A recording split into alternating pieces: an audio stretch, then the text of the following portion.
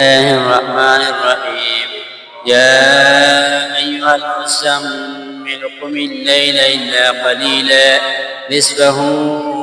أو انقص منه قليلا أو زد عليه ورتل القرآن ترتيلا إنا سنلقي عليك قولا ثقيلا إن ناشئة الليل هي أشد وطئا وأقوم قيلا إن لك في النهار سبحا طويلا واذكر اسم ربك وتبتل إليه تبتيلا رب المشرق والمغرب لا إله إلا هو فاتخذه وكيلا واصبر على ما يقولون واهجرهم هجرا جميلا وذرني والمكذبين أولي النعمة ومهلهم قليلا إن لدينا أنكالا وجحيما وطعاما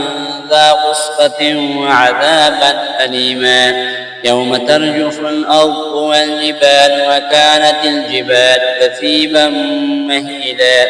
إنا أرسلنا إليكم رسولا شاهدا عليكم كما أرسلنا إلى فرعون رسولا فعصى فرعون الرسول فأخذناه أخذا وبيلا فكيف تتقون إن كفرتم يوما يجعل الولدان شيبا السماء منفطر به كان وعده مفعولا إن هذه تذكرة فمن شاء اتخذ إلى ربه سبيلا إن ربك يعلم أنك تقوم أدنى من ثلثي الليل ونصفه وثلثه وطائفة من الذين معك والله يقدر الليل والنهار علم أن لن تحصوا فتاب عليكم فاقرؤوا ما تيسر من القرآن علم أن سيكون منكم مرضى وآخرون يضربون في الأرض يبتغون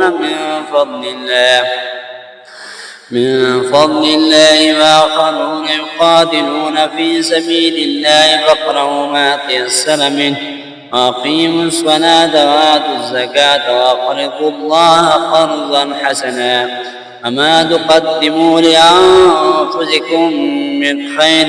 تجدوه عند الله هو خيرا وأعظم أجرا واستغفروا الله